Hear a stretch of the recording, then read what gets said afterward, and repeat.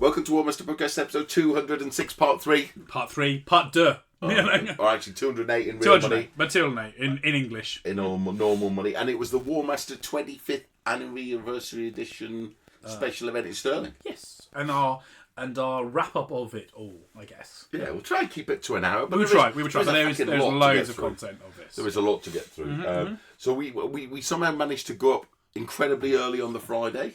Yeah, but it was better too early than too late. Yeah, but really early. Yes, we were like really early. In the pub drinking at 6:30 a.m. and yet somehow managed to miss the actual thing we were supposed to be going up early to do. Yeah. Which was the tour of the yeah, because we went into Stirling, didn't we? That was a bit of bad communication by us and them, by us and Ross. So we got up incredibly early in order to not miss anything, and missed everything. On the Friday, which takes some doing, really. It was well done, us. Because it's next to a famous battle site, like literally next to it. It is, well, that's why the name of the hotel is the hotel. So it's King Robert, after the Battle of Bannockburn. Yeah, King Robert the Bruce. Where the Scottish kicked our ass. Oh no, they really did. They really did. It was like, wow. I might intermingle some monologues that Paul recorded. But yeah, they really did take us to fucking town. Yeah. And then some. And then some. Yeah, like wow. In fact, so much so that the King of England tried to flee to Stirling Castle. Had to flee. And wasn't allowed in. Yeah, it was like... they feared letting him in. No. If I let you in, those Scots will come beat me up. Yeah, and that must have been an English castle. Yeah, well, it was English held at the time. Until that point. Yeah, it was not anymore. Until the King came knocking. You better keep running, mate. Oh, no. Better keep running. Yeah. Right, so Friday, then in the evening, I think we just had some food in the thing and just was really loud. Yes. So loud they said, "Can you not be so loud anymore, please?" We're like, what? For the next day. Yeah. So it was a really good Friday, really chilled out. Oh no, it's perfect. Like early on, I realised that me and Barry obviously had a role. We might not have realised we had a role. I didn't realise I had a role. You had a role. I didn't realise I had a role. But I thought I was just a player. Yeah, but you're not just a player, are you? People listen to this, and then people want to talk. Yeah, and then they want to talk to you about imposter syndrome. Exactly. Yeah. I mean, the fact that people actually say like hello. And of course they know stuff about you. And it's like, and I'm like, oh, yeah. And I even asked to sign a few things. But that wasn't just you. The first time I saw it, somebody was asking Jan to sign the book. But I think Jan was helping Alice along. His name's quite high up in the list of thanks on the book. Yeah. But I thought, what the fuck's this? What people? And then somebody was asking Ian, and then finally somebody asked me. It's like, oh, word. Maybe it's like a Northern European thing. I don't know. I mean, it's quite flattering. It's flattering, isn't it? Take the compliment. But it feels a bit surreal. Yeah. It's I mean, because I was and I had a really good conversation with Jan I can't remember, either the Saturday night or something about podcasting, and I just never think that anyone listens, and if and he was very complimentary about us in terms of how we never ask for anything, and this costs us money to do. And I'm like, yeah, but it is a bill we can afford, and we do it because we like to do it. But what the result of that is we're very authentic, and I think people like our authenticity. Okay. Because we're not asking for a Patreon or something like that. And with like and subscribe. Yeah. And I said to Jan, I was like, Christ, if we were charging, we'd have to be better than we are. But never mind. You. But because we don't, I don't care. Yeah, you've said that on more than one occasion, sir. Yeah, more than one occasion. Yeah. Right. So the event, if you don't know, was a totally thematic campaign event. So there were games being played, and there were winners and losers, of course. But it was meant to be like depowered. Yes, yeah, it was narrative in every sense of the word, narrative, and we've made some notes, and we'll record this episode by Barry saying the next bit of our notes because his shorthand is impossible to read. Even to me, even to you. But so they're not at the risk of repeating ourselves, but it was the best Warmaster event we've ever been to. And that is not that is no exaggeration. It was the best event of Warmaster. Yeah. I think that's easy for me enough to say. Yeah. I mean, the only events that even come near on scale. I think Ian's ones are relatively big now. Yes, they are. Yeah. I mean, it's not numbers, and they had a lot of drops. That's the thing is, if you had gotten hold of Ross on the Thursday, you could have attended it. You could have done. Yeah, like you'd have to be locally. You would have to have been, but you could have played in it. I mean, I guess going forward, it's like if an event is sold out, get hold of who's selling the tickets and ask them like the minimum but the notice ticket you isn't need. the problem, isn't it? No, it's to say, exactly. Yeah. The problem is the hotel and the travel. Of course, but you could have attended this. Yeah, you could have attended. Is the bottom line, let's say like we're gonna repeat ourselves. So let's read. We'll try not to repeat ourselves. So the first statement, and it's quite an easy one to make, is that it lived up to the hype. Yes, I mean they say don't meet your heroes, and and that's like people are meeting us, and we might be some hobbies heroes in some way, and it's like I don't know what universe this is. So. but like, and it's like right, well you got to play a good so you got to play a good version of yourself, and it's like so what I mean is like I made sure I was last in the bar every night. Like I made myself. I made myself. Available. I mean, there was work you should have been doing. Yeah. But you needed your beauty. You needed beauty sleep. I was like, well, no, I need to be here, like available. Not doing the work. Not doing the work. Yeah, it's called procrastination. So Paul was supposed to be Janus, Mr. Professional, whose team I was on, Obs. I mean, I didn't choose it, but I was thanking my lucky stars. It was in bed 9 o'clock every night. He maybe had half a shandy. He had all his generals planned out. He knew where he was going, and then Paul was just like, English. Oh, I mean, mate, best in the world. Best in the world. We'll just wing it. We'll just wing it on the day. When the shit hits the fan, you make your decisions. Well, hang on. Did you do any planning, sir? What? Any planning? Of course I did.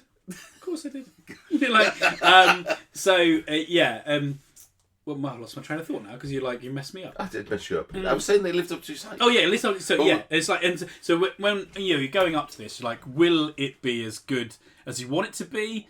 Will it be as good as you hope it would be? Yes, in every sense of the word, it was. It lived up to everything. Like, there is me and Jana's got better at what we were doing, but that comes with experience that you can only get in the moment. And when we come onto that point, about in our notes here, I'll elaborate further on that.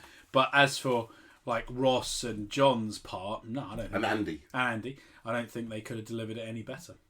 Andy, I really don't. No, so to just follow up on that, John.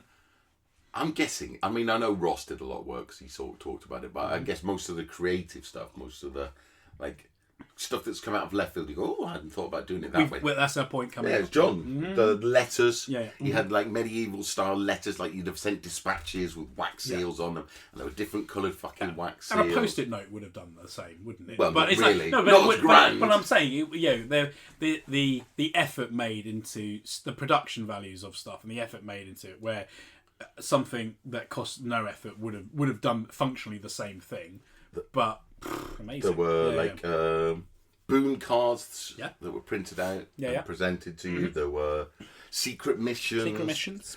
Each table and each type of game. So there were doubles, triples, siege, grand battles. Some fucking horrible Endor list, Endor table, and tables had special rules.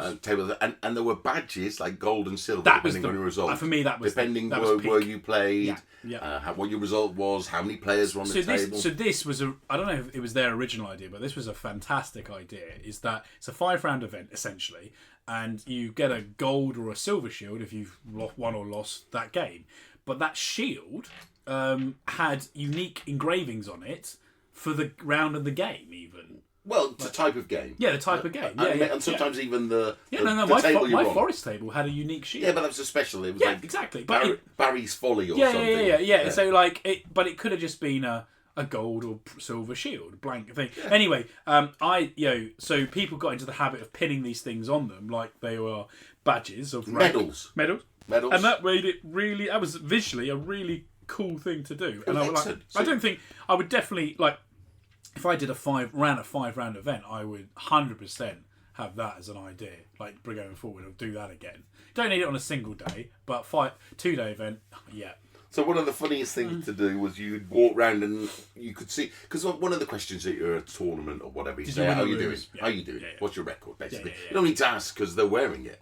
So some of them, well, like, you could see they weren't having a particularly good session. I mean, like Paul, maybe.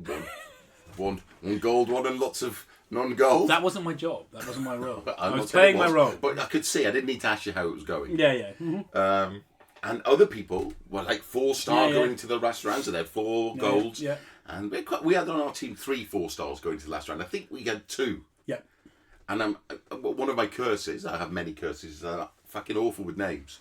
So there's a Polish lad who lives in Scotland. Yeah. Whose name I can't remember. No. And there's a Mr. White Dragon. Yep. From the Midlands. Yep. I think both of those became 5-star generals at the end of the weekend. 5-star generals, yeah. And I don't think anybody from the Evil team did. I think 4 was the best they got. See, I would have been disappointed in if they had. Yes. Because the only 5-star general should have been me. Because they were trying too hard. But that was excellent, so you could see people's records. That's a really cool little bonus. I don't know how expensive it was to do, but it was a great idea. That I've not actually, I've never seen anyone do that before. You know why you haven't seen anybody do that? Because of the amount of time and effort to do it. Yeah. To do that. Yeah, yes. Fair enough. So thanks again, John, for that. That was another one of John's amazing bits. Ross did say he had to kind of, for every 2 ideas John brought up, he had to say no to 1. Yes. To try and keep it, and otherwise it would have been like the world's most involved. I mean, I'm sure everything that John suggested would have been incredible to play. But you've got to try and, as a tournament organiser, you've got to try and keep things like.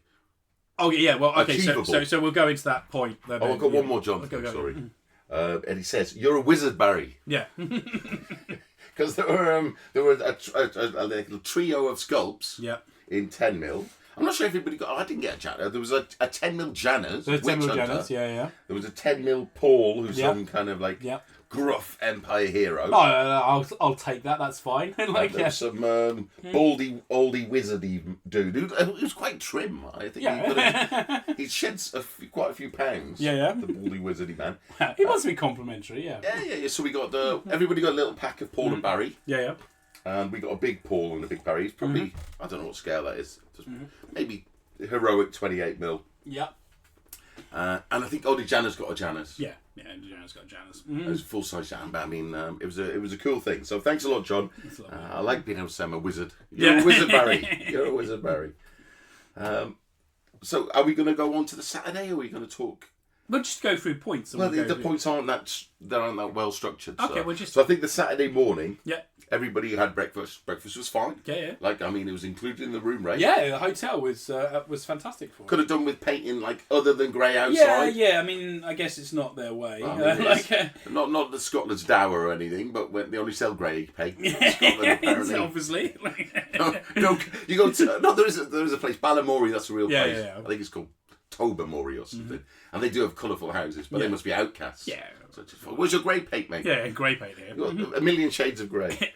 So on the Saturday morning we had breakfast. We went down 8:30-ish. Yep, that's right. Yeah, breakfast at 8. Ross gave his introduction, and then Paul, Team Evil Man, was asked to come up and give a rousing speech. Well, no, hang on. I was just asked to speak to my team, and of course I was like, all right, good. And I could see, how we're going to split the room up for like organising. So mine was Mine was very functional. Mine was just, all right, hello, I'm in charge of Team Evil. All the evil players will meet in that side of the room. The venue looked like it'd take weddings, that kind of stuff. Right. I could see a sweet cart that was mocked up, and like they had mirror balls. So it's obviously that's what the hotel uses it for. And I was like, so my speech was just. Well, like, wasn't a speech. It was just a functional. It was a bit of admin for my team. And then Janner steps up. And he delivers. Hey, no, you got to say. What? Right, you were supposed to try and squeeze yourself into somebody else's kilt that didn't work. But Janner's came like an extra of Conan the Barbarian. Yeah. With worshipping Grom. Exactly. And he gave this speech that was a blend of like Braveheart and Lord of the Rings and stuff. And I was like, it was fantastic to watch because it's like, okay, rousing, rousing. Today, Today's not the one day. day the will of men may fail. But it's not this day. It's not this day. What the hell, man? I was like, I'll see why he made me go first. So that was cool. Well done, Janice. So, because I'd asked Janice before, and was like, "What's our dress code for captains?" And he said it was something he wasn't wearing. Like, I was like, and he's like, "Don't worry about it. Like, it's save on the travel." And I was like, "Yeah, sure." And then on the Friday night, they'd given me like, "Oh, Paul, here's what you're wearing," and it was a full Scottish kilt outfit. Like similar to like how they looked at the start of the tournament. And I was like, I looked at it and I was like, I don't know how to wear this. And I was like, I'm very British, I'm very English. I don't want to upset anybody, by appropriating culture or something. So when I brought it along in the morning, I was like, I generally, I don't know how I'm supposed to put this on. But it was apparently John's spare one. I mean, I'm not a fat guy, but like I wouldn't even go around my hips. Like, it's like, we're not built from the same cloth. I was like, is this for a child? It was never going to hang on me. So never mind. A lovely idea, but I'm glad they didn't get something. It was someone's spare and not like they'd bought something especially. Right. But yeah, that was cool. So then you took them into your little room to present them with their badges? Yes. So I had my thing for my team was I'd done them all individual badges. Yeah, and I was wearing my badge, and my badge said Gracie Winterrat on it. With our team symbol. And I was like, right. I said, in this bag is going to be your unique position in this team, and that will just show you how important you are in the hierarchy of what we're doing. And they're like, ooh, and I was like, and it's a random draw. So like the first person drew. And this was literally a bin bag I got from the hotel. It was like literally a bin bag. And I was like, that'll do. And they're like shuffle in, and they pull the first one out, and the first one goes, oh, I'm a minion. It's like, oh, what number? Minion? What? Oh, no. Yeah, it was like, just minion. And then the next one goes, oh, I'm a minion. And I was like, and I'm a minion. And it took about halfway around till they realised they're all minions. Unnamed I was like, yes. Unnamed minion. I didn't even give them numbers. I don't believe in that. Spells. Just judge them by spell. So yeah, and then I briefed my team on again. I pointed out to them just how much work was going to go into this, and to appreciate the whole weekend. Not by you. Yeah, not by me.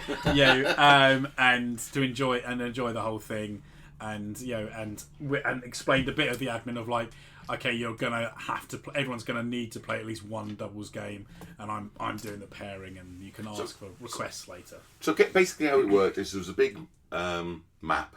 Yes. Digital map, and it had.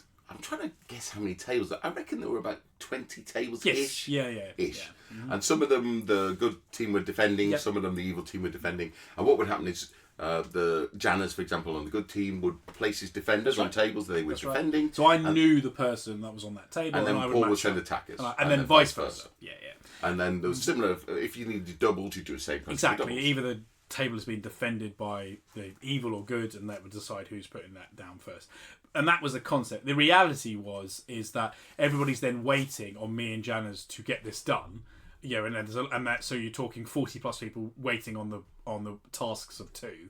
So it's suddenly time is very important. Like you've got to get it done quickly. So I did it as fast as I would. And and this is a point Barry had said is like because me and Janners were playing, then there was a lot of admin for us to do as well as between rounds and play. Between playing games. And if we weren't playing, we would have the time to do that admin properly. Like for most of my matchups, I just simply did it on gut feeling in terms of like, oh, those two will be a good matchup together. I didn't look in what's that army guy? That guy, what's that army got? I just had to do it very fast. Okay.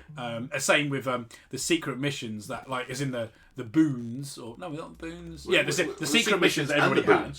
If I had the time, I would have chosen the secret mission that I thought best worked for that player's army. Didn't have any time for that. I was just like, right, quickly, they've got to be handed out because I can't be. That was the thing. They gave me the card, which is just the marking of it, and the sheets, the sealed sheets. Yeah. But I can't see which of the sheets. Corners. Yeah, so I had to look at the corners to see which one it is, and I couldn't match them up I was like, this is going to take way too long. So I just gave them all the cards and then went round and the first round, and then found the explanation that goes with their sheet. Basically. I think the event team, because John was there a little bit late because he had an issue. So there was Ross and Andy, and then John came on the Saturday, Chris came on the Saturday. Yeah. So the event team got up to like 4 non-participating people doing nothing in an entire weekend, travelling, staying over, nothing, giving their time up, nothing but making the event work. Yeah, not playing. Yeah. Now it's a very tiny piece of feedback, but the event possibly would have been even better if the Supreme Commanders didn't play as well. Yeah, but that's another big sacrifice that people have to do. Yeah, exactly, and that was, that might change whether or not you want to be one, because you might actually. Yeah, I mean, I would have wanted to have known that, but it was I still would have done it personally, but you're right. There was a lot of admin. I could have done my admin better if I wasn't playing. Well, you're not the best will in the world, right? I'm the same. I'm not the kind of person that would have gone to bed at 9 o'clock to do my admin. So trying to juggle everything, probably with a hangover, first thing, couple of cups of coffee, do the admin while you're playing round one or whatever, or catch up with my admin. Yeah. So anyway, that's just a minor piece of feedback. I mean, you managed to do it, but I mean, it did feel like you and Janice were running around like fucking headless chickens for a weekend. So the first round pairing obviously took the longest because we were like, I had to work out how to do it. Yeah. But once we had an idea of how to do it, essentially you don't want people to wander. So it's like, so in the subsequent rounds, I was like, right, you guys will stand here, right? Don't move, and when I put you onto the table, you don't move until like the games start. Because if you wander like cats, I'll get confused, and it's like, and everything's waiting on me to do these pairings. Yeah, I can't stress enough that an event like this only works if you've got those people willing to take the bullet and those 4 players, Chris, the John, Andy, and Ross. I mean, you couldn't thank them enough, because not only did they were the reason the event was so good. Ultimately, they're giving their time for everybody else's enjoyment, aren't they? Yeah. And like, I'm married with kids. Time is not limitless. Like, you don't get it for nothing. And it's like, so it's like, that's amazing. That's really great, actually. Yeah, it's like the events I run, I want to play in them because I like playing the game. Yeah. So. You can, because it's your event. So. Just to explain a little bit about the room. So we had lots of singles tables. We had some other tables that were kind of singles tables and then became doubles tables during the day. We had one table that was all wood, deliberately. Yeah, Barry's Folly or whatever the fuck it was called. Luckily, A, I didn't play on it, and B, I had bought an infantry army. So you've been wouldn't have bothered me. We had a siege table, which Andy ran 3 games on. Yeah, so Andy's job in the whole event was to GM 3 games of Siege. As a games master, and that was fantastic, because you can't play with that Siege game would not have worked, not have happened without a games master.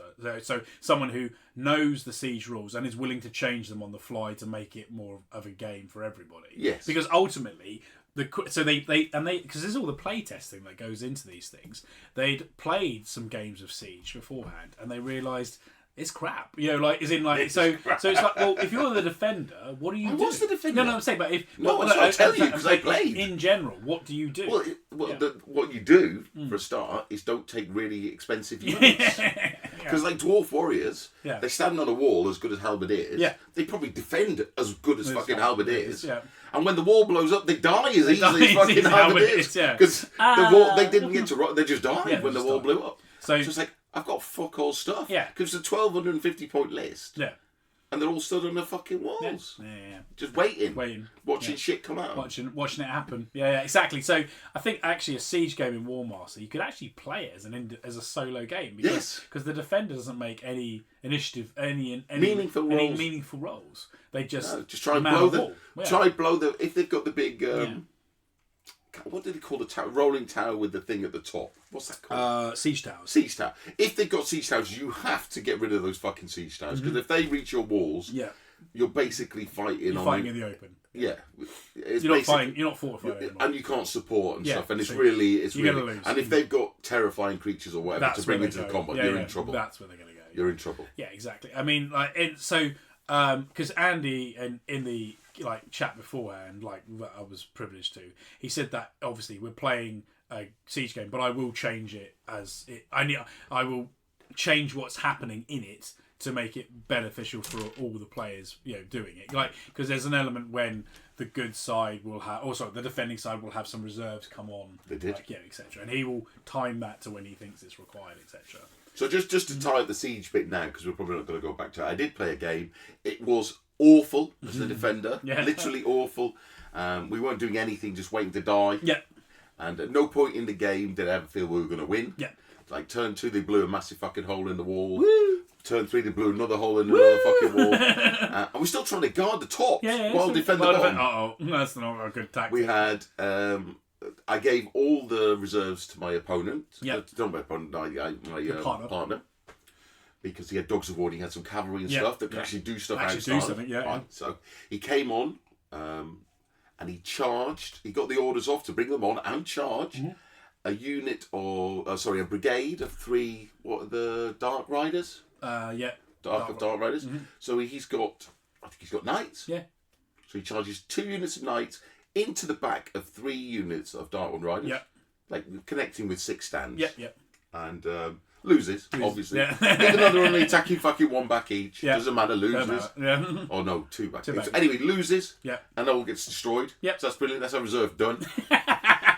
The only other thing he brought in the reserve, it was one unit of a giant. Yeah. Giant. Who made an order on. Yeah. Then blundered and ran back off. Oh well. And faced the board edge for the rest of the game. But yeah. Yeah. And then the only other thing of any interest in that game is that Ian had 5 attempts to move. So this is an opponent. This is opponent. Yeah, so I'm playing against Ian. Yeah, everybody knows Ian. Yep. So I did write the 4th player down, but I can't find my list. There are 4. It's 2v2.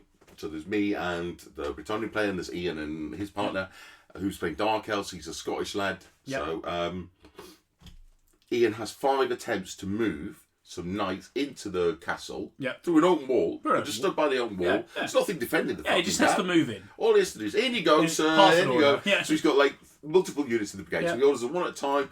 First unit fails. Second unit fails. General fails.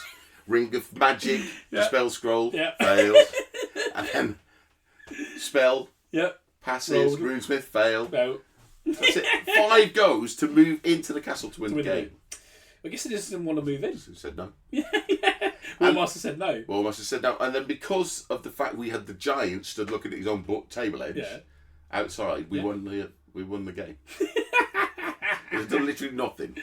So by your amazing tactics, you defended that siege. Well, there was no tactics. It was just literally just standing there waiting. Because this is how the turn structure goes as the defender, right? So you go, right, it's your turn, defender. Are you moving? No. Well, I can't. I'm going in the walls. Yeah. We got a bit of artillery to shoot, so shoot the artillery. You can either choose shoot the siege towers or shoot the nearest infantry. So shoot the fucking siege towers. Kill it or don't. He's got like 6 of them. We didn't kill it. Didn't kill it. So they're rumbling forward. Your turn, sir. Yeah. And then they spend like 20 minutes, 30 minutes moving, pass it back to us. Yeah. 30 seconds later, it's back to them. Yeah. Wow. Yeah. You could have you could seriously have like an AI doing the defending because you're not doing it. Because you just he could do automatic decisions back. I mean, but he had to make some rules to make the game work. Of course, So like he said he was gonna. Yeah. So like pikemen, apparently have problems dealing with defended terrain. Yeah. So we allowed them to attack into defended terrain, well, it's terrain, because it was on the inside. So we're fighting into defended, but we couldn't then claim the terrain. Yeah. Because the dogs of war, he's got his fucking pipe. Yeah. I've got nothing else to attack with. Exactly. He's got 1 unit of open, 1 anyway, whatever. Yeah. It was a good game, and but we managed to win. But that's the kind of thing that you might read the siege rules and you'd be like, oh, I want to try this, and you get loads of scenery or something. I don't get the siege. No, you get it all, and you spend realise weeks painting it. You realise it's actually pretty trash. But at this event, you got to try it for no input. And it was have a someone, lovely table. and have someone help you run it, and it's like, so it's a great experience in terms of like try this out. It's a different. Yeah, I definitely put it down as one of the things I wanted to do because they had the ladders, they had the siege towers, they had the ongers, fucking trebuchets. Yeah, exactly. They had all the walls and with replaceable damage wall sections. Yeah, They had the town inside. Every bit of it. Yeah. All of it. Yeah. So I've scratched that itch now, and I'm not sure it'll itch again. Don't need to go back there. I certainly won't be building a siege table. No, there's no need for that. I'm glad they've got one for future events. Yeah, yeah. Mm-hmm. And in the same way that I suppose we should talk about the really impressive stuff. You had a grand battle. Yes, that was so on the second day. I knew about this beforehand. They put down a 6x4 table. 12x4 table. Which was going to be a 6-player event.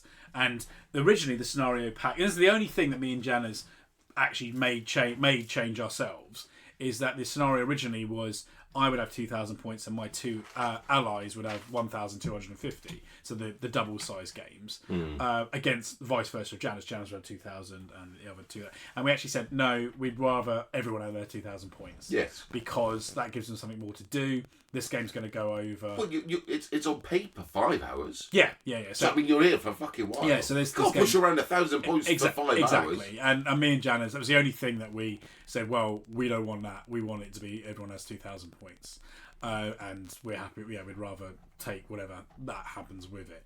And that was better. That made the game. So describe the table, and I'll make sure you describe the list. So the table was a big city with elements of walls and broken walls around it, with a big church in the middle and 4 outer towers are on the outside, and then wooded scenery on the outskirts. And we were in set position. So I'm in one corner, and Janice is in the opposite corner, diagonally opposite.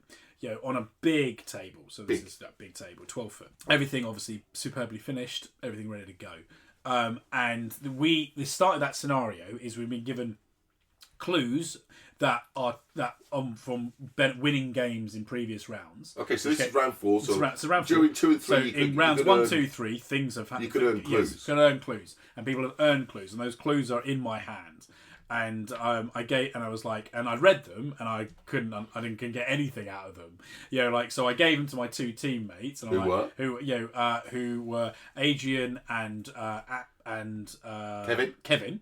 The guy from America and a Scottish guy. So playing orcs, Kevin, and you say I didn't plan anything. I doubled them up in day 1. Right. Because I thought about them as a good combo. Orcs and goblins. So Skaven, orcs and goblins. Beautiful. Because if there was any other Skaven player on my team, they'd have been in this grand game. If it was 3 Skaven players, they'd all be over all that. But anyway, there wasn't. So what have you got that the orcs and goblins want? What do you mean? Is it just? Teeth. You got teeths? No, they've been manipulated by me to do what I want them to do. Anyway, because I figured Janice would probably choose 2 armies that complement his army well and are competitive, I guess. Yeah. That's not my style. So I was tempted to eat. That's not my style. I was tempted to choose 2 Germans and have them and use up their armies first. But then I thought maybe the optics of that won't look so good. Or maybe they just won't do it. Yeah, exactly. They could be talking in German to each other and they were rebelling. Can't give them that. So no, I went with 2 players who I doubled together. So in the doubles games, I'd done a few pairings of see how they play together, and both those 2 had come back to me separately and said they really enjoyed the doubles game and playing with their ally. And I was like, okay, that's cool. Then get on. So we've got Skaven, orcs and goblins, and on the opposite side we had Janice with dwarves. Andy Dunn with his newly painted Bretonians. So cavalry heavy. Yeah, and a Nippon army as well was the 3rd army. So the Nippon army run by Darren, yep. who not only paints stuff really well, but he'd made the world's most fucking ridiculous movement tray. Just this is my movement tray. If you get to see a picture of this movement tray, army display board. Yeah, if you want, it's a fucking glorified movement tray. But it's fuck off. I take some photos. Just fuck off. Come on now. This is like fucking piling on, and I took a paint. Take a photo of it. Yeah. Well, it's not going to work when I'm Mike. But anyway, so I'm sure when Janice was building this dream team, he was going ooh, dwarves, runesmith, Nippon shrine. There ain't going to be much fucking. There ain't going to be much magic going on in this game. No. And then obviously Brett for the punch. Yeah, yeah. So it was a nice combo. And that's what the table looked like. Yeah, so it was a beautiful. I mean, there was a beautiful setup. Oh, it's gorgeous. And so, but what was cool is so these clues that I'd been given. I'd read them and I didn't have a Scooby what I was supposed to do. So I gave them to my two allies and were like, the brains. Yeah, and I said to them, I was like, right, guys, I want you to read these and then come back to me what you think we have to do, because I've got an idea, but it'll be a good test if if we're on the same page. You've got an idea, do you? I mean, I've got no idea. So, tell me what I'm supposed to be doing, please. So they read them and they came up and they actually worked out. They mostly got it correct, and I was like, good. Yeah, same what I thought.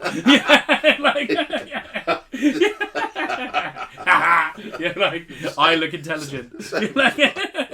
So yeah, and so what we had to do is we'd realised is and then while the game rounds 4 and 5 are going on, if our side did things they needed to do, they would give us more clues, so while we were playing these towers, John would come over and give us and put a token in some of the towers. Now apparently that was if the tower had to be a table owned by the good or evil side, yes, of which there were several attempts of it happening on rounds 4 and 5, and when it did end in a victory to the evil, for example, that tower that linked to that zone got a token. So it was like, I was playing on a table in round 4 that was west. Yeah. So that was affecting the west tower. So if the majority of the good tables had control of the central spot, then the west tower would open to the good team. See, so it's so every game is played into the big game. Into the big game. Yeah. And we can't complete the big game or win the big game unless the gubbins is unlocked. Yeah, so you could be at all 4 towers. Yeah. But if the good have control of all the tables, you ain't getting shit. You ain't getting it. You just stand there and go, what do we do next? Because there was no break point.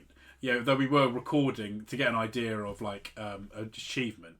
And they had this. The way they did the break for the whole tournament is your number of units was divided. It was then we will talk about that. We'll talk about that in a bit. Yeah, but we've got one note from this game early on. Can you remember what happened with your crown? Oh yeah.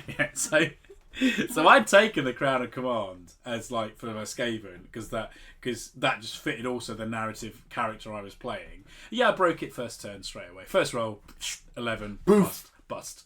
And I was 70 points down the and I was just that would have been so useful later in that. Can you choose not to use it? I think I could have done, but I would have used. Always, I can't not use it. But it would have been so useful to have had it later on because it would have given me the ability to be a lot more aggressive with my gutter runners because it's an unmodified 10. So that gutter runner, I want to put it 4 feet away over there. Right. 10 done. See, I use rangers, and I found, particularly maybe a foible of rangers, it was difficult getting them in. Yeah. But it was impossible to then fucking order them. Exactly, yeah. And imagine that with Skaven, because at least you have a command 10. You have a command 10 and a general who has unlimited distance. Correct. I have a command 9 general with a range distance of 20. So how it worked was generally you'd have a distance, you'd have enemy near. It's a low roll. So I could maybe get him in on an 8 distance. If it's close, yeah. But then the next roll was bullshit because you got another order distance. So 7. Second, we worry about dense terrain. So you're down to fucking 6. I ain't got on command 10. I've gone to 6. Yeah. And that's at the best. Yeah. It's fuck, that's hard. Even if they didn't worry about dense terrain, it makes it at 7. 7's still not easy. No, at least you're kind of setting them up for the next turn, aren't you? Really, you're setting. I suppose so, but it's not with small character packs. It's hard to find the order to get them in. Exactly, yeah. Anyway, I'm not sure to spend another 70 points for a command 10 one. No, I'd broken that. As you do. And then do you want to give the highlights of the game, basically? Let's get this game done. So this is the finals game. And it's going to result in points for the overall score. So it's not the end of the game. It's not if you lose this or win this, you don't win the tournament. Exactly. It's giving points. And so So we worked out these towers meant something, and when we captured a tower with a token in it, we got this thing, and we're like, oh, okay. But then John was tight-lipped. It's like he gave us some narrative spiel, but we don't it doesn't. Well, what else are we going to do? Right. And the other team, they'd got their clues further ahead or something. They'd worked out that you needed 3 of the towers, not you don't have to have 4. And then once you have the tokens from 3 of the towers, you need to bring those tokens and units from each of those armies, each army. At least one into the central church, the central objective, and that was how you would win the game. Wow. So we knew the towers bit, but we didn't know about the church bit. Right. And in terms of casualties, the orc player who had been in the middle did great early on, but was fighting elements of all 3 armies, and he literally got down to like 1 or 2 stands left. He was almost completely wiped out, and to the point where when he was down to so low, I looked at it and I was like a narrative. I actually brought John over when everybody was there because he would brief us at the start of a turn, and I said to him, like, John, am I allowed to declare Kevin as now a traitor, as now an enemy of Skaven, and am I allowed to then attack him? And if I do kill his units, do they score? Do they help mine and Adrian's like total? Right. And he actually said no. Then it's like, but I was like, that would have been quite funny if I just order 66. Order 66 to my ally. Like, right, you've done your job, and I'm going to slaughter you now. It's only a matter of time, really. Yeah. So but Adrian with his goblins, he did the best he could, like in being influencer in the game, and I did the best I could. But I got. So Andy, who was opposite me, he got in a brief from Janez apparently, which was just stop Paul getting into the city, mess him up. Right. And he was very aggressive with his Bretons, which is obviously a very aggressive army. So I spent a good number of turns, just dealing with units of knights.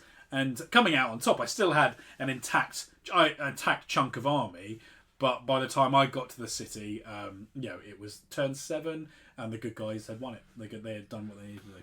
Hurrah! But it was very good. They'd obviously playtest this scenario, and John was doing his part as a TO, like making it happen. But it was just so cool to play such a game where we didn't know the objectives. Yeah, we just started. We're just like, what are we supposed to do? You've got the clue, you've got an idea, but it's like, what are we? Yeah, you don't know for definite. And like I say, we never worked out that the second half of it, obviously, because we weren't in a position to do it really anyway. But it's like, kudos, that was a really good scenario. Where you saying the Siege game had its obvious limitations, this didn't have limitations. Sure. Yeah. So what we need to say at this point is, if you haven't read the tournament pack, and why would you? I mean, most of the people there haven't. That's just the nature of the fucking beast. Yeah. Mm-hmm. John, in the journal, the Warmaster journal, had done some kind of combined scoring approach. Was smart. Yeah. It was smart. I mean, it obviously spent a lot of time thinking about it and messing with it. So, if you don't know what happens, instead of normally breaking when you lose half your army, which is why Paul was saying Kevin had nothing left and was still fighting. Yeah. What you do is as a singles player, you add up the number of units in your army. Mm-hmm. Not your break, your units. So maybe on break 10, I've got 19 units. Yeah. So each of one of those units is now worth an allocated points. You look at a table. Let's say it's 40 points. I think it's a bit more. But say it's 55. 55, yeah. 55 points. So every time, in fact, it was 60 for mine. So let's stick with my dwarf army. So it was 60 points per unit. So say Paul kills one of my units. Doesn't matter which unit. Doesn't matter which unit. So Chaos Hounds, Chaos Knights. Doesn't make a fucking bean of difference. You're giving up 60 points. Yeah. 60 points. And on top of that, he also had scenario-based points. And characters could give away points as well. Oh, I didn't see that. But that was only if you lost the characters, and it depended on how expensive the character was. Okay. Yeah. So, I did hear a story of that. Okay, so basically, lots of the scenarios didn't have cumulative point scores for the scenario. No. So if you're holding 2 objectives, you're at the end of your turn, you might get 200 points. Just say that, But that doesn't carry forward. So if then you lose them, the 200 points goes away. Yeah. So if you had those 200 points and you'd done 300 points of damage, killed 5 units of then meat, 500 was the score that you were trying to get to. And you'd win. Yeah. And you would play till the end of the turn. Yes. So that it could still move around a little bit. Yeah. Potentially, if people push it wasn't like normally in Warmaster it's a hard stop. If you are broken, your game's over. This was play to end of turn. And the reason for that, he explained, was that it just felt better to finish off the turn. Yeah, it did. Yeah. And I agree. And I was like, And in a narrative event, which in every sense this was, that is exactly the right approach to have. Okay. Yeah. So in order to highlight, I will talk about Game 4. I could talk Game 4 and 5 of my league, but I'll talk about Game 4 in particular. So I'm playing Dwarfs. Yep. And I'm as guilty as anybody of not reading tournament packs. Now I knew there was some kind of funky fucking scoring mechanism, of course. but I hadn't read it. Yeah, I hadn't read it. Okay, I hadn't read it. So I brought what I defined as combat dwarves. Yeah. So I'm leaning into they're coming out. They're not fucking sitting at the back. No, they're going to come out and they're going to try and smack you. So I've got dwarves. 2 units of rangers. I'll bring it to you. I've got 4 units of troll slayers. Yep. I've got 8 units, I think, of warriors. Yep. I've got the normal artillery brigade of a couple of cannons and a hellblaster, and a character package including the oath stone, and the runesmith without anything on him because I couldn't afford it because I brought the oath stone.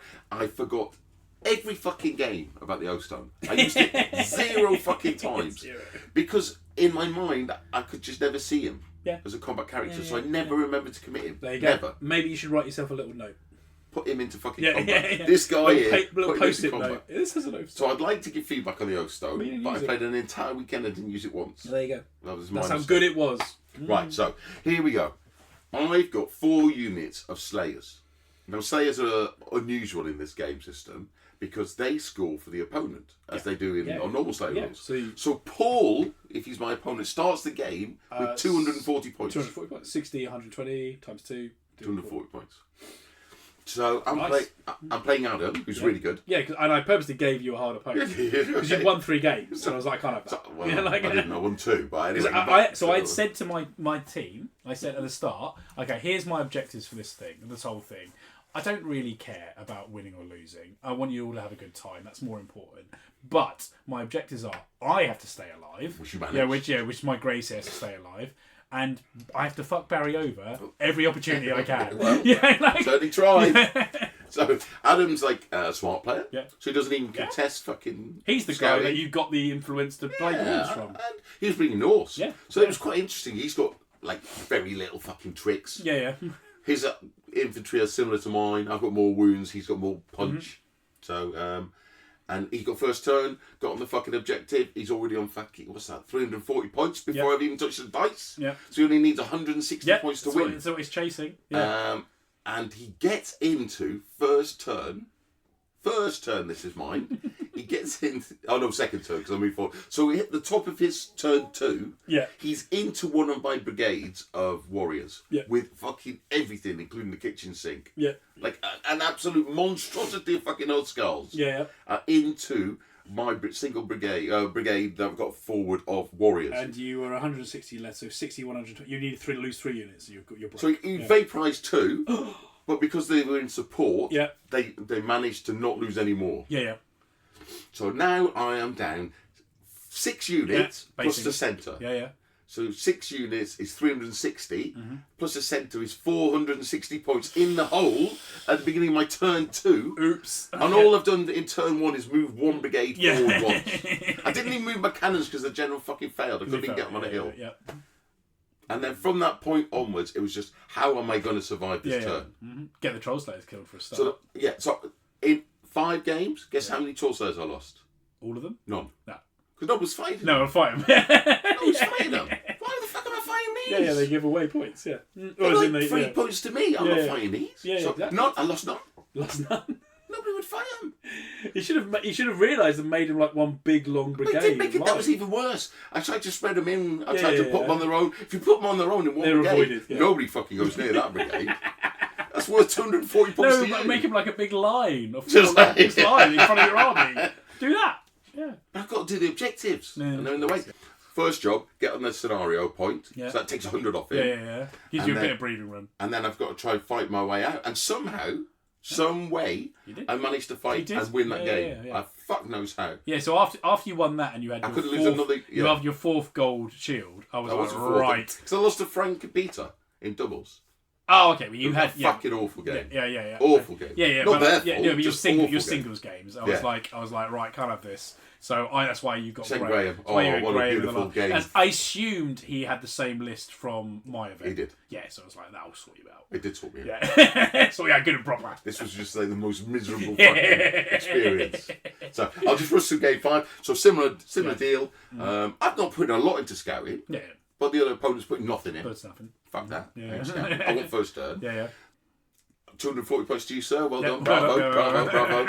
And so he goes first. Yeah.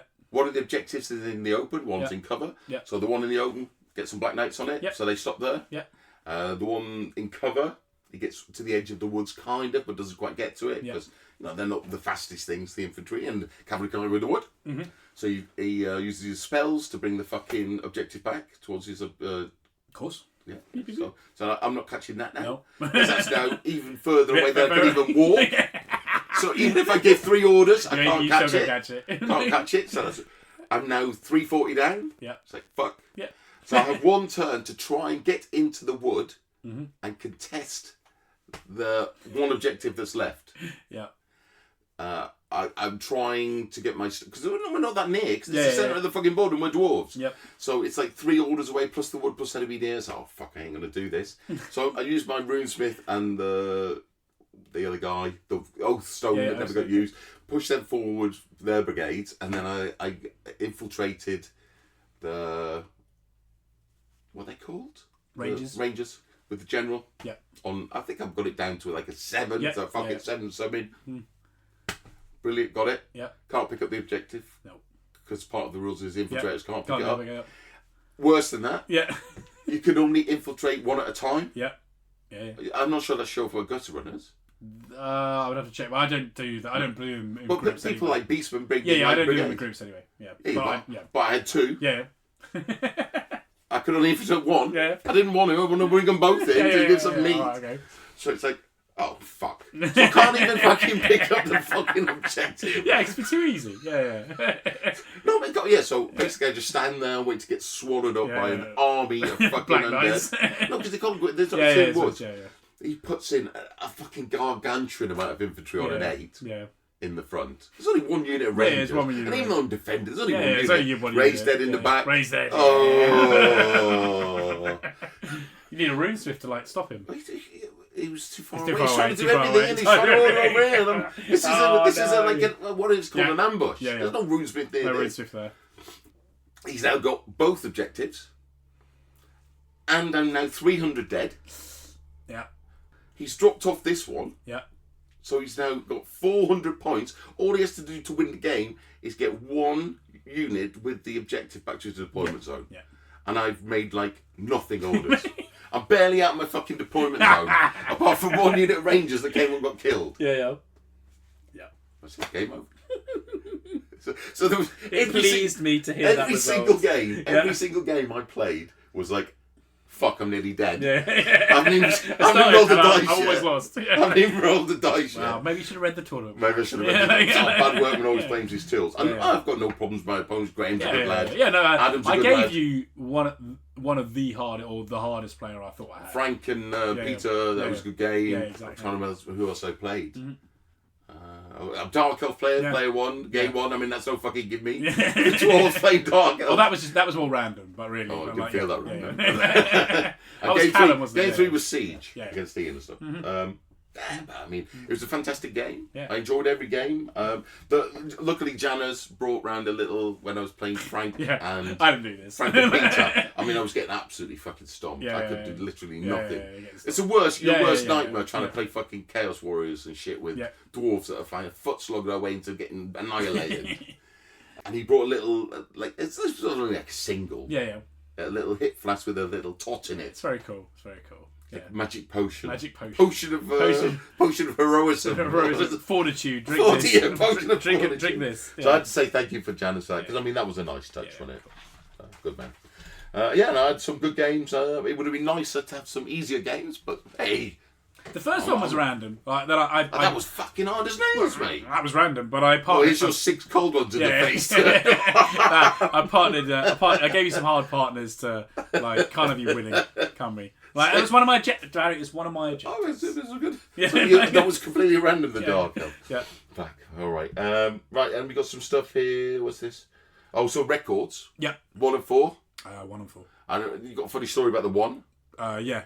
So that was my first round against an Empire player who didn't you have Murray with you? Was it? So that was my first. The win was the singles game I played. The doubles game I lost with Murray. Because basically with Murray, I was like, I love Murray. He's so funny, and I was like, okay, I want to try something in this doubles game and see what happens. So basically, I said to Murray, and Murray's totally getting the whole like I'm in command, like I'm yes my lord, like stuff. Yes, my lord. Yeah, and we're against 2 Lisbon players, so they've got unity at least.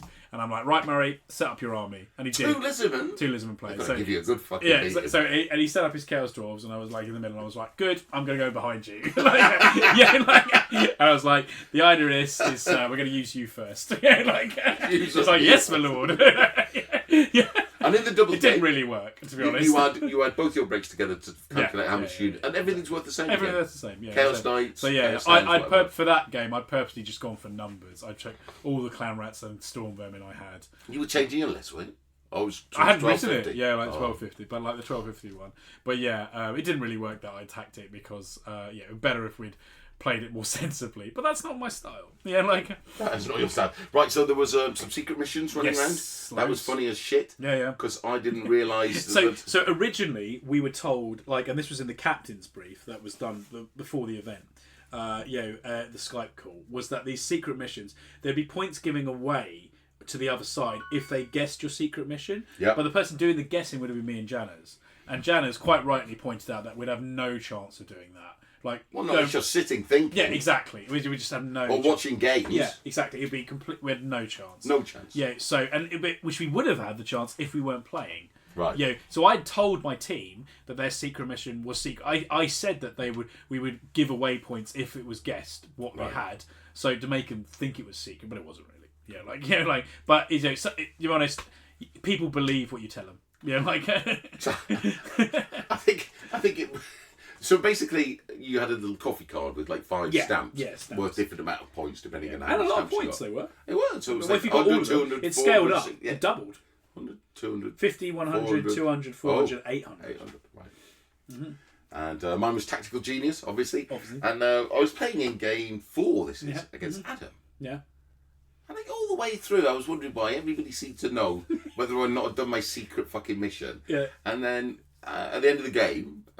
obviously I'd managed to win somehow, and Adam was saying, "Oh, you didn't manage to do your secret mission." I said, "Did I not?" And he knew I hadn't even thought about it. No, I don't think I did. No, I didn't. And then it turned out they told me that I'd had my own fucking face up the whole tournament. Well done, Barry. Not so secret, not so secret. Yeah. But you could tell I was being honest. I wasn't claiming I'd fucking scored it. Exactly. It was. That was very cool. They had a simple stamping, like you turn it in and say, "I've achieved this," to get it stamped. Mm-hmm. And then the final result. At the end, we had a debrief, and they showed the map, which had moved around. Araby had become evil. Yeah, briefly. Chaos North had become good. Yeah, briefly. Yeah, briefly, and then in true kind of like GW style. Yeah, what happened at the end? It will reset. That's exactly the fucking same. And they said that the total score, total percentage of scored points, was 51%. 51%. Good. So 49% evil. So in a score where good got about 20,000 points, there was kind of less than, it was 300 difference. So if one person had done all their secret missions on the good side, who hadn't, I'm one of them. Right. It would have been a draw. It would have been a draw. Well, it would have been more of a draw. Slight evil win, maybe. Wow. I don't know. Because there was those secret missions. So it's 800 if you get it all, and we were less than. It was 300 difference. Wow. Anyway. So just the difference between 4 and 5 wins, or 4 or 5 secret missions. Yeah. They weren't that easy to manipulate. No, they weren't. Some sometimes. were hard. Anyway, but it was extremely. So in the scale of it overall is that Evil had a bad round 1, and so good was about 60% ahead. and which then we'd managed to get it back steadily over rounds to where it ended. But also, as I said afterwards, I was like, if evil had won, that's bad for the story, isn't it? Because evil never wins. You're like, can't win, you've got to reset back to 5 minutes to midnight. So the good side's got to win.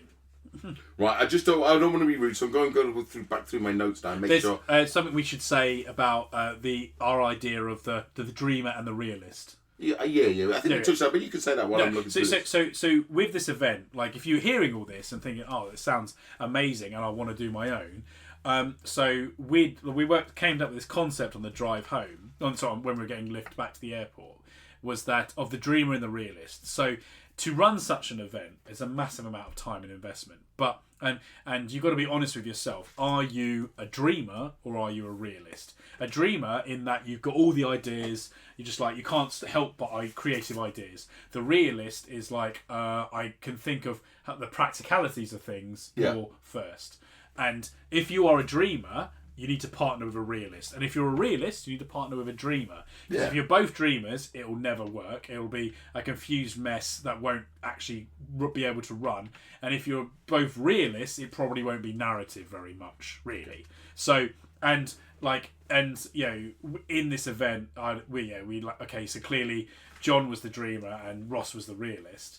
And Ross was like, I felt bad for always saying no to things. But but the event ran. It happened.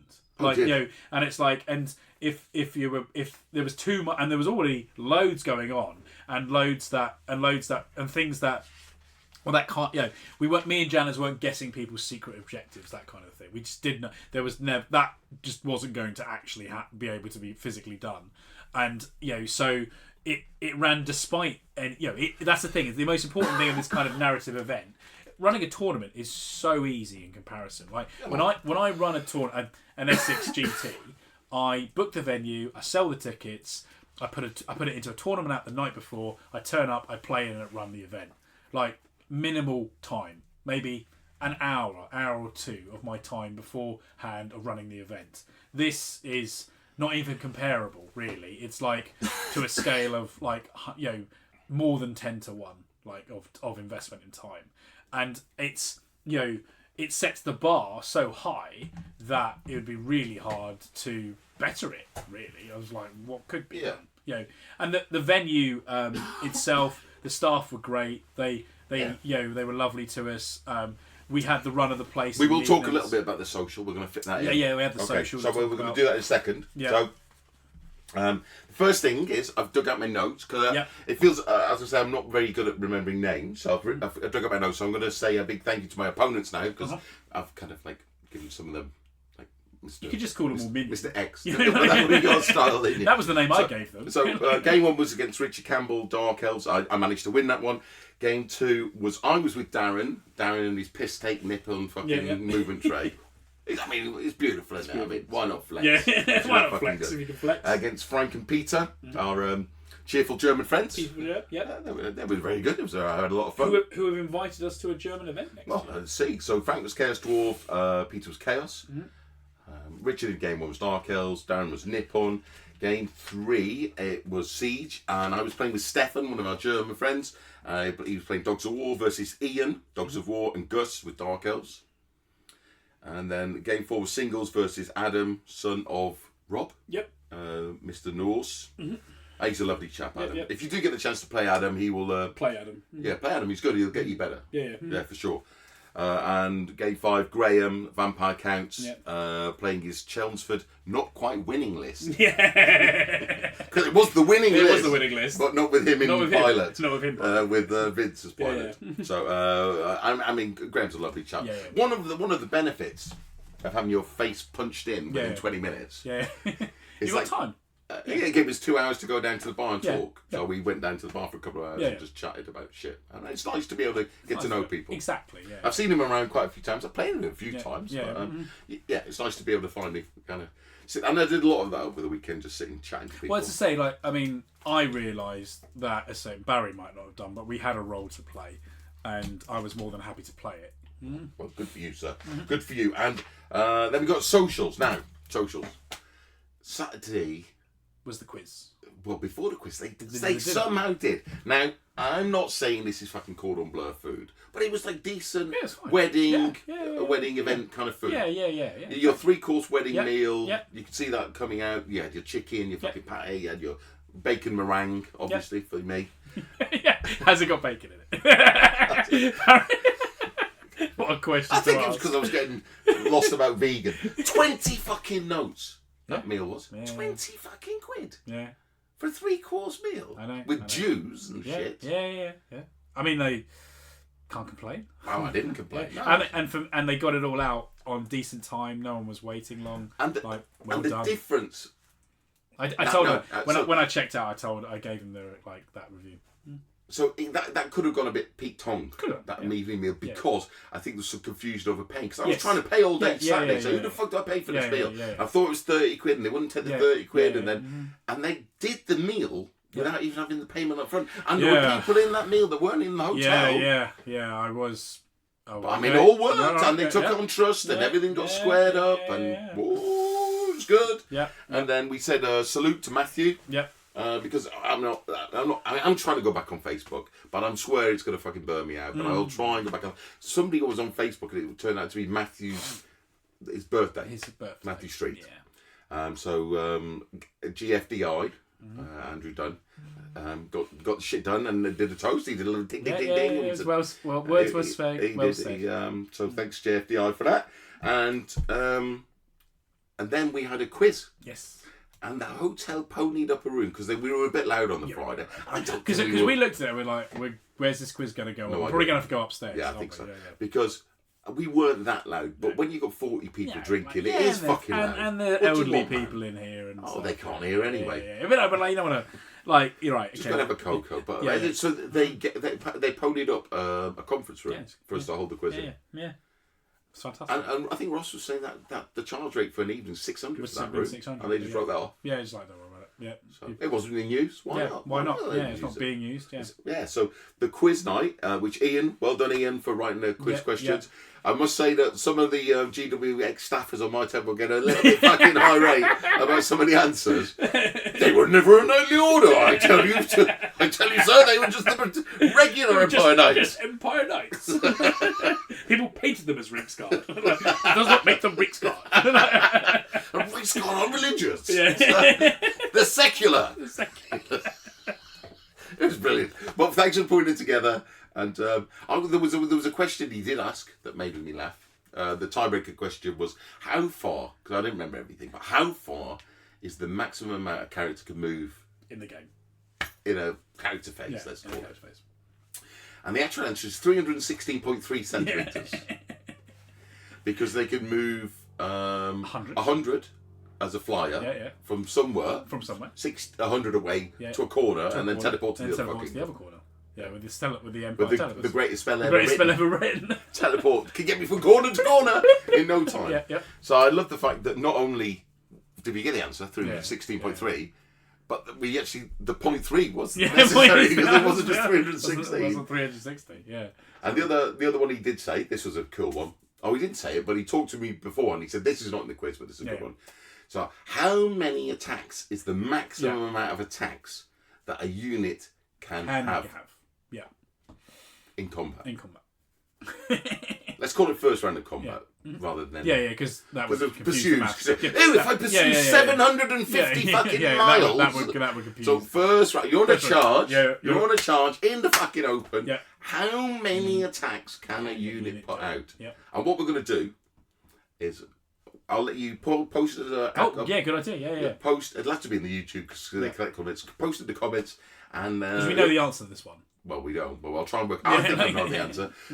Put it in, and if you get it right, we'll give you a 2,000 subscriber special award. Fantastic, yeah. Whatever it is, for being Mr. fucking Brainiac. Yeah. Well, also, an extra bonus question is, how many minutes on average does it take me and you to get on topic? Well, it was very quick this time. Yeah, but this one was, but... we have no answer.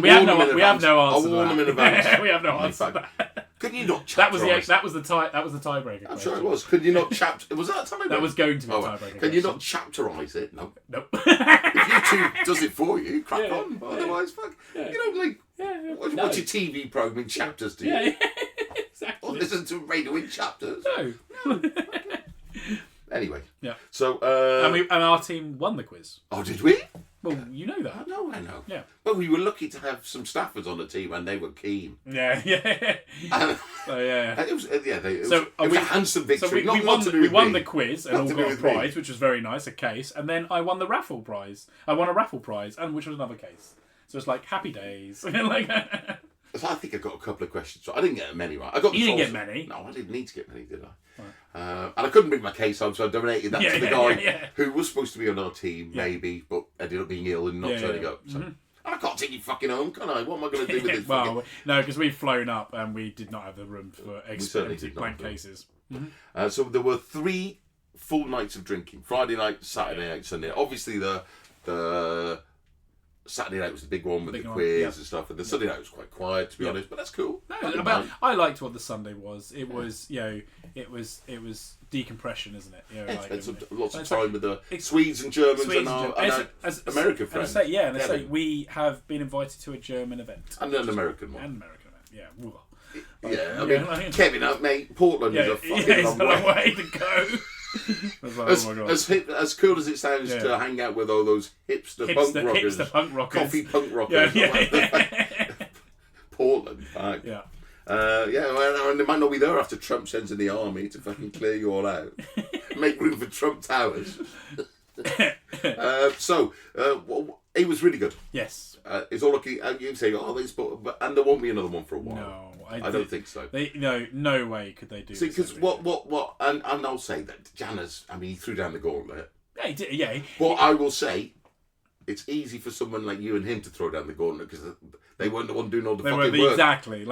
So Janner's closing speech, he basically likened it to the Ryder Cup. Well, it was nothing like the Ryder Cup. Yeah. Everybody on America. Yeah. So Kevin's taking a fucking beating here, mate. As good as his goblins are. Yeah. But but it was basically a challenge for another country to host such a similar thing. I don't think you can challenge people to do that kind of event. Yeah. You can challenge people to run a tournament. Of course you can. Yeah. Of course you can. Doubles, triples, team events, whatever you want. Yeah. But you can't challenge somebody to do what John and Ross put together because that is fucking way too much. Yeah, exactly. Yeah. Way too much. I mean, I'm experienced as a TR. I've run like SmogCon, which is into the fucking... I don't know, a lot. It could have been 1,000 fucking players. I don't know. There's a lot of fucking players. Yeah.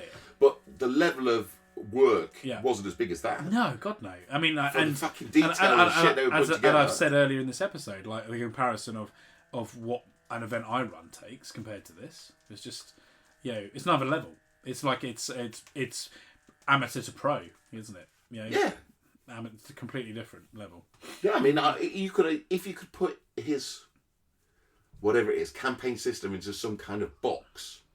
Because of the way it works, you could probably transfer the scoring into most games. Mm-hmm. You'd probably pay 20, 30 quid just for the box with the boon cards and the fucking secret missions and all the fucking random madness. All the stuff. Stuff, little pin fucking badges. Oh, man. He had so many of those badges. So I hope we do get more bigger events. I'm still going to try and run a fucking team event if we ever get a venue anywhere near. Speaking about that, big enough. Wayland Games. Here we go. Might be. When? They haven't got a date yet. It's supposed to have opened. Yeah. Should have happened a year already. ago. Didn't. But when they do, we're going to push a flag in the ground. Yeah, that might be where to do it. That might be because you can't take it into London. It'd be too expensive. No, Wayland would probably be.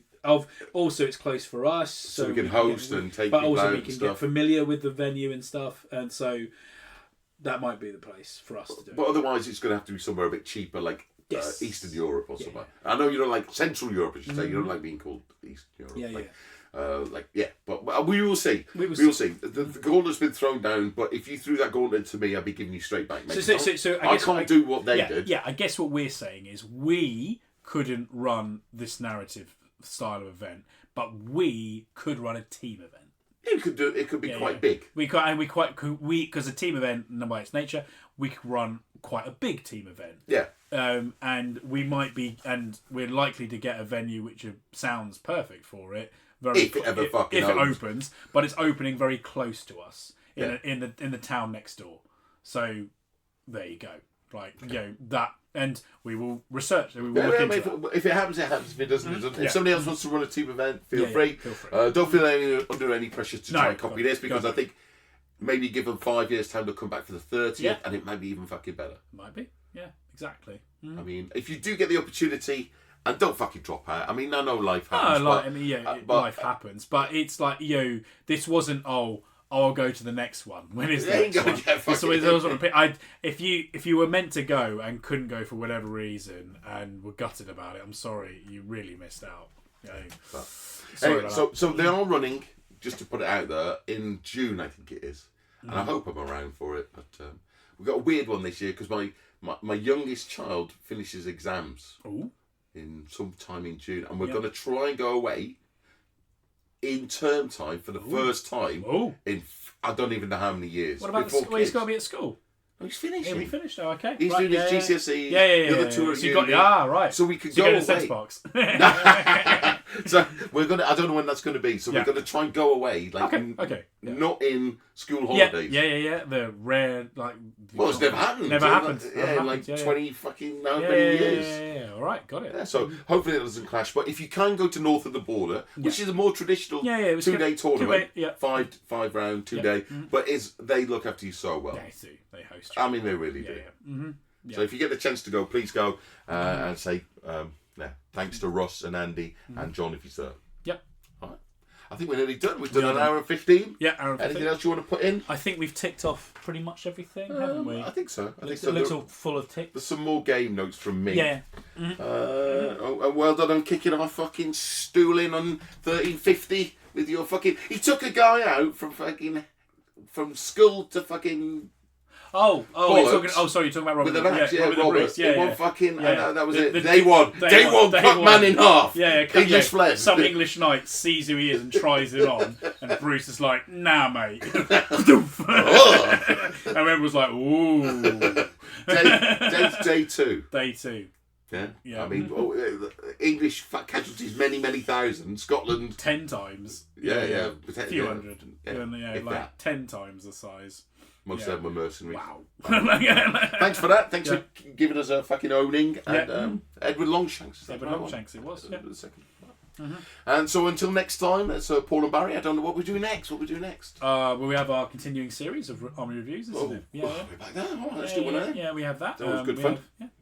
All right. So until next time. Later. Take care. Two of you together. That's fine. But what if one of you is the monster? Monster? They're British. Two of you together. That's fine. But what if one of you is the monster? Monster?